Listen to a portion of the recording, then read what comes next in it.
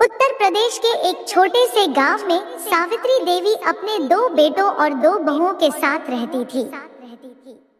बड़ा बेटा मोहन और उसकी पत्नी रमा, जबकि छोटा बेटा सोहन और उसकी पत्नी पूजा।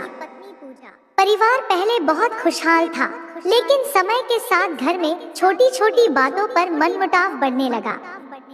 रमा बड़ी बहू थी। वह खुद को घर की मालकिन समझती थी। उसे लगता था कि सारी जिम्मेदारी उसी पर है, इसलिए घर की हर चीज पर उसका अधिकार होना चाहिए। दूसरी तरफ छोटी बहू पूजा बहुत शांत और समझदार थी। वह कम बोलती, लेकिन सबका सम्मान करती थी। सावित्री देवी बूढ़ी हो चुकी थी। घर का खर्च अब दोनों बेटों की कमाई से चलता था। एक दिन उन्होंने देखा कि रसोई में रोज झगड़ा होने लगा है। माँ जी, पूजा चुपके से ज्यादा चीनी इस्तेमाल करती है, रमा गुस्से में बोली। पूजा तुरंत बोली, माँ जी, मैंने कुछ नहीं किया। मैं तो जितना जरूरत हो उतना ही लेती हूँ। रमा फिर ताना मारते हुए बोली, हाँ, बहुत सीधी बनने की जरूरत नहीं है। रोज के झगड़ों से परेशान होकर सावित्री देवी ने फैसला लिया कि अब घर का राशन अलग अलग बांटा जाएगा। अगले दिन उन्होंने दोनों बहुओं को आंगन में बुलाया। उन्होंने 2 बड़े डिब्बे रखे और बोली, आज से महीने का राशन बराबर बराबर मिलेगा। आटा, चावल, दाल, तेल, चीनी, सबका हिस्सा अलग होगा, जिससे झगड़ा खत्म हो जाए। रमा खुश हो गई। उसे लगा अब पूजा उससे कुछ नहीं ले पाएगी, लेकिन पूजा चुप रही। सावित्री देवी ने दोनों को बराबर राशन दे दिया। अब दोनों की रसोई अलग अलग चलने लगी। शुरू के कुछ दिन सब ठीक रहा। रमा अपने हिस्से का राशन बहुत संभाल कर रखती। वह बच्चों तक को ज्यादा खाना नहीं देती। अगर कोई मेहमान आ जाता तो उसका चेहरा उतर जाता। वहीं पूजा अपने हिस्से में भी सबको खिलाकर खुश रहती। कभी पड़ोस की बूढ़ी चाची आ जाती तो उन्हें भी खाना खिला देती। अगर किसी गरीब बच्चे को भूख लगी होती तो उसे भी रोटी दे देती। एक दिन गांव में तेज बारिश हुई। कई घरों में पानी भर गया। पूजा ने अपने हिस्से का आधा राशन निकालकर जरूरतमंद लोगों को दे दिया। जब यह बात रमा को पता चली तो वह हंसते हुए बोली, देख लेना, महीने के अंत तक तुम्हारे घर चूल्हा नहीं जलेगा। पूजा मुस्कुराकर बोली, भगवान सबका पेट भरता है दीदी। धीरे धीरे महीने का आखिरी हफ्ता आ गया। रमा के डिब्बे अभी भी भरे हुए थे, लेकिन उसका स्वभाव और कड़वा हो गया था। बच्चे भी उससे डरते थे। उधर पूजा के घर का राशन लगभग खत्म हो चुका था, लेकिन उसके चेहरे पर चिंता नहीं थी। उस रात अचानक सावित्री देवी की तबीयत बिगड़ गई। डॉक्टर ने कहा कि उन्हें तुरंत अच्छे खाने और दवाइयों की जरूरत है। मोहन और सोहन दोनों शहर गए हुए थे। घर में सिर्फ दोनों बहुएं थी। रमा ने अपने डिब्बे कसकर बंद कर दिए।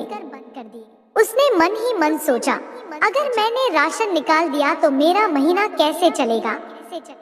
वहीं पूजा ने बिना सोचे अपना बचा हुआ आटा, दाल और दूध निकाल लिया। उसने रात भर जागकर सास की सेवा की। सुबह जब सावित्री देवी की आंख खुली तो उन्होंने देखा कि पूजा थकी हुई जमीन पर बैठी है। उन्होंने प्यार से पूछा, बहू, तुमने कुछ खाया? पूजा मुस्कुराकर बोली, पहले आप ठीक हो जाइए माँ जी। उसी समय पड़ोस की औरतें घर आईं। उन्होंने सावित्री देवी को बताया कि पूजा ने बारिश में कितने लोगों की मदद की थी और रात भर उनकी सेवा भी करती रही। सावित्री देवी की आंखों में आंसू आ गए। उन्हें अपनी गलती समझ आने लगी। कुछ देर बाद मोहन और सोहन भी घर लौट आए। उन्हें सारी बात पता चली। सोहन गर्व से बोला, माँ, पूजा हमेशा सबका ख्याल रखती है। लेकिन मोहन चुप था। उसे भी महसूस हुआ कि रमा का व्यवहार गलत है।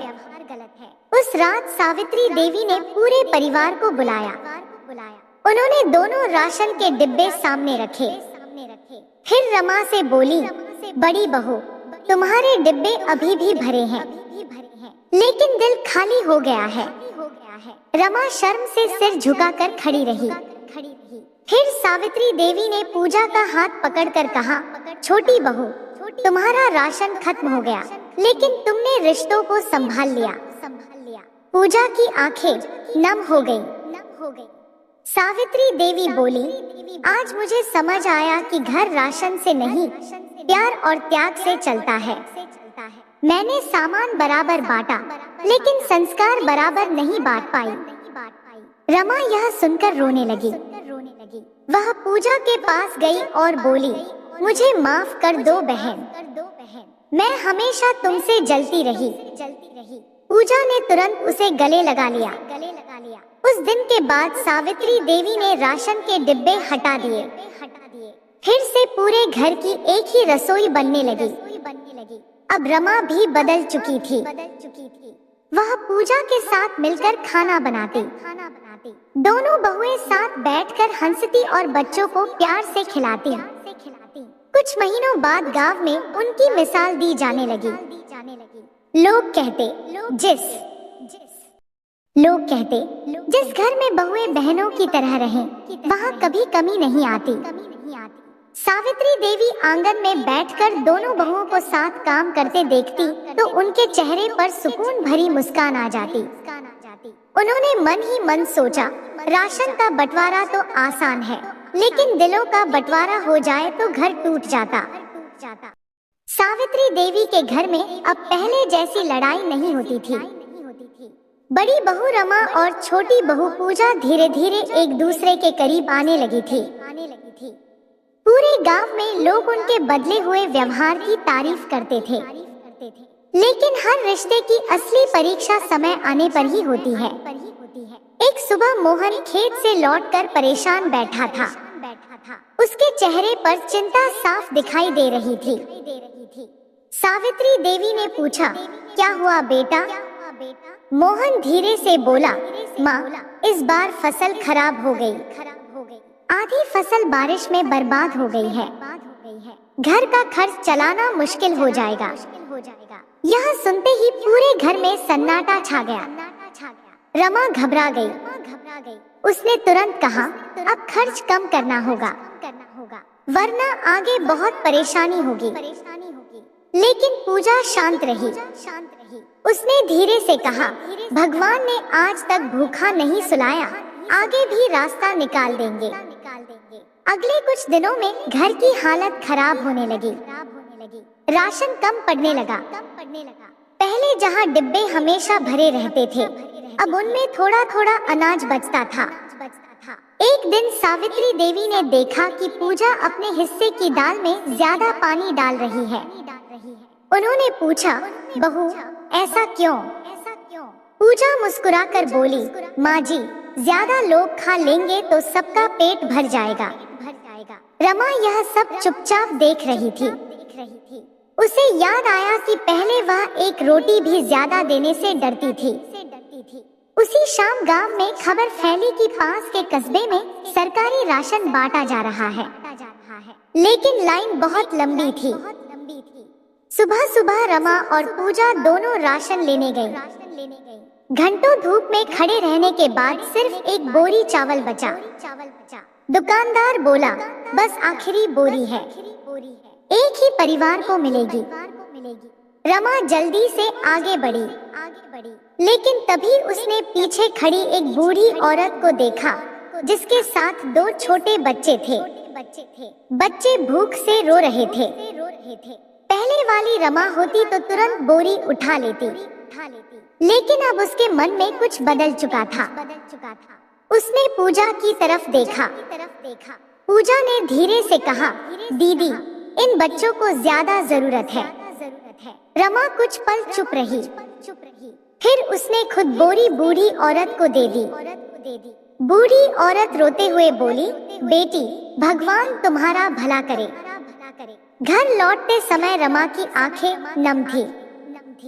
उसने पूजा से कहा, पहले मैं सिर्फ अपना फायदा सोचती थी, लेकिन आज किसी और का पेट भरकर जो सुकून मिला वो पहले कभी नहीं मिला।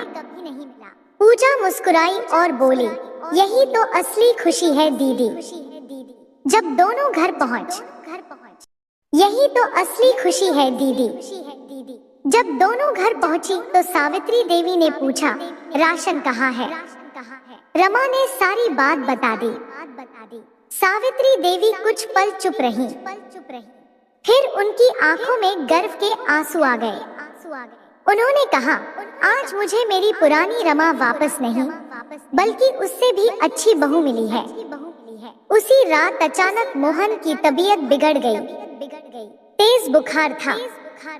डॉक्टर ने कहा कि इलाज के लिए शहर ले जाना पड़ेगा और काफी पैसे लगेंगे। घर में पहले से आर्थिक तंगी थी। सब परेशान हो गए। तभी रमा अपने कमरे में गई और शादी के समय मिले अपने सोने के कंगन लेकर आई। उसने कंगन सावित्री देवी के हाथ में रख दिए।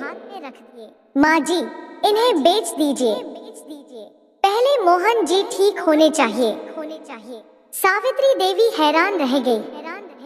यही रमा पहले छोटी छोटी चीजों के लिए लड़ती थी और आज अपने गहने देने को तैयार थी।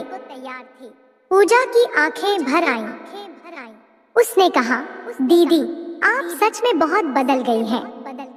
रमा रोते हुए बोली, यह सब तुमसे सीखा है पूजा। तुमने मुझे समझाया कि घर सामान से नहीं अपनों से चलता है। अगले दिन मोहन का इलाज शुरू हुआ।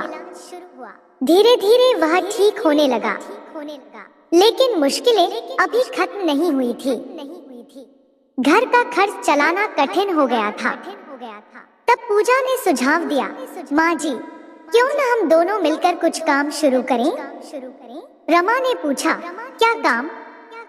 पूजा बोली, हम दोनों बहुत अच्छा अचार और पापड़ बनाते हैं, गांव और बाजार में बेचेंगे। सावित्री देवी को यह बात पसंद आई। अगले ही दिन दोनों बहुएं काम में जुट गई। सुबह घर का काम करती और दोपहर में अचार पापड़ बनाती। धीरे धीरे उनका सामान बाजार में पसंद किया जाने लगा। लोग दूर दूर से खरीदने आने लगे। कुछ महीनों में घर की हालत सुधरने लगी। एक दिन गांव के प्रधान उनकी मेहनत देखकर बोले, तुम दोनों ने साबित कर दिया कि अगर घर की औरतें साथ हो तो कोई भी मुश्किल बड़ी नहीं होती। यह सुनकर सावित्री देवी का सीना गर्व से चौड़ा हो गया।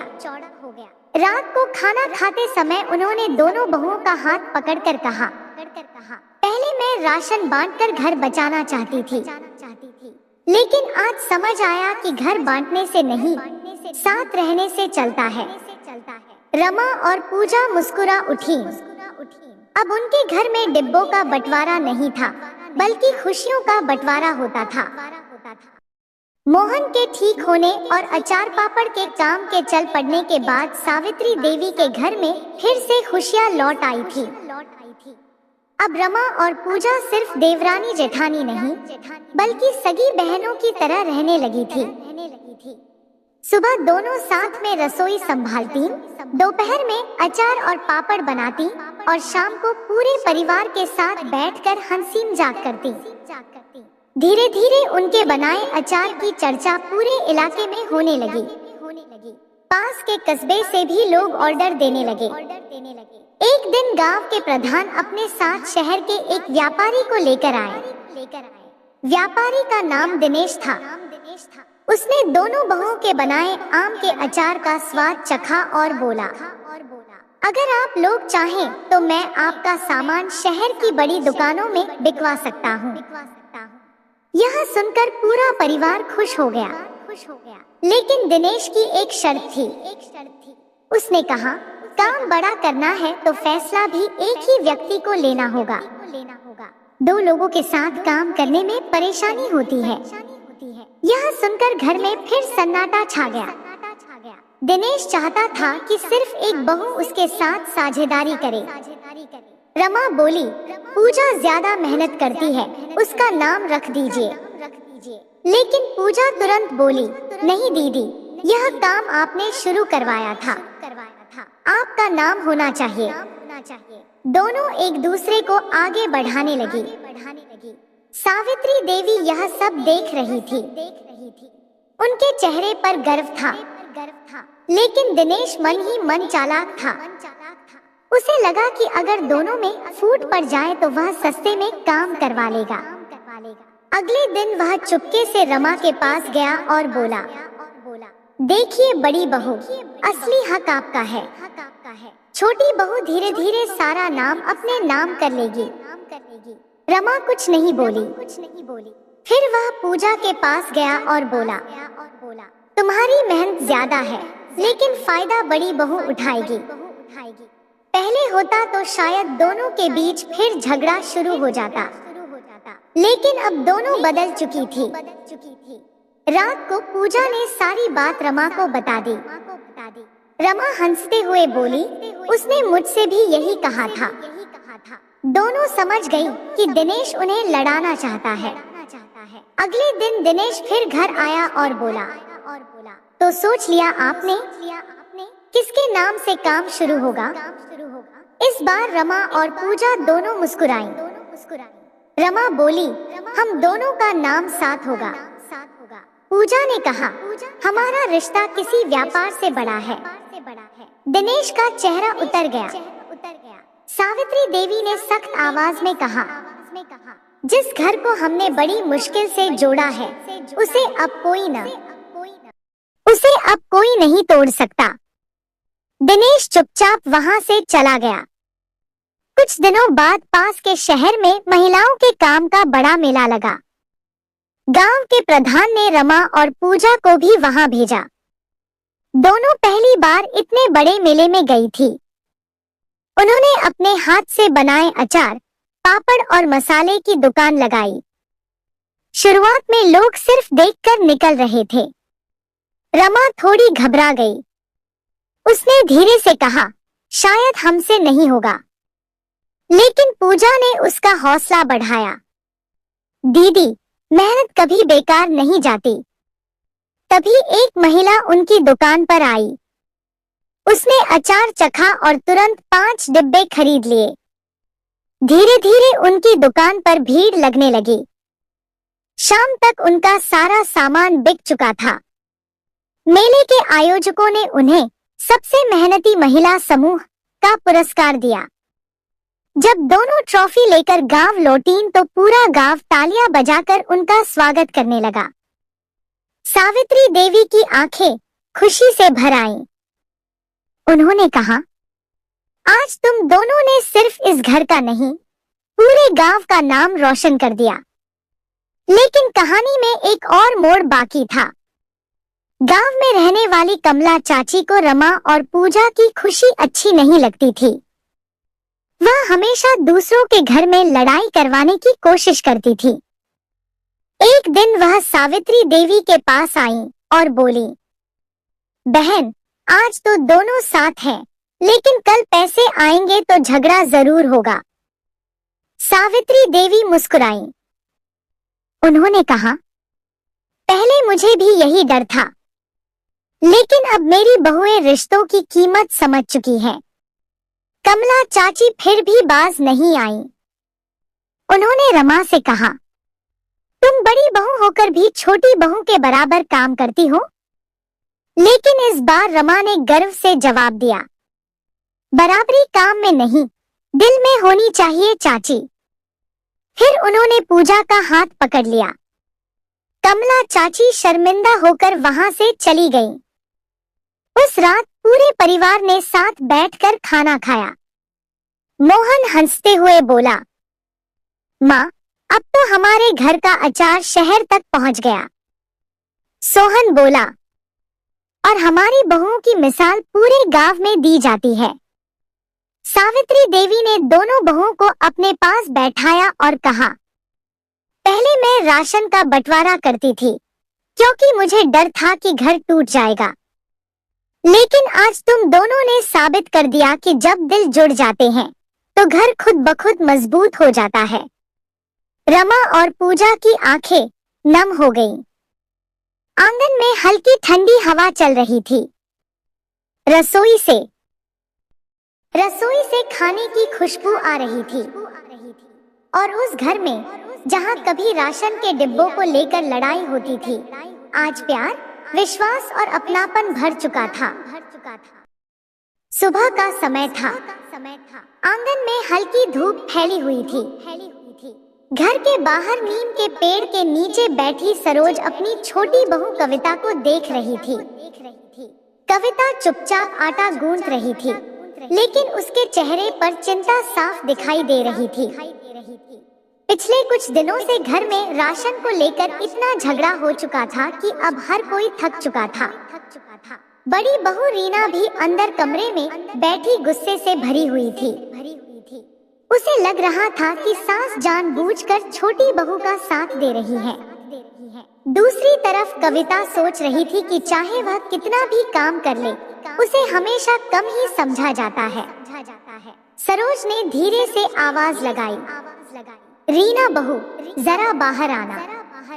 रीना बाहर आई और बोली, क्या हुआ मान जी? सरोज ने दोनों बहुओं को अपने पास बैठाया। उनकी आंखों में आज पहली बार सख्ती नहीं, बल्कि पछतावा दिखाई दे रहा था। उन्होंने कहा, मैंने इस घर को जोड़ने की जगह तोड़ने का काम किया है। राशन का बंटवारा करके मैंने तुम दोनों के दिलों में भी दीवार खड़ी कर दी। दोनों बहुएं चुप थी।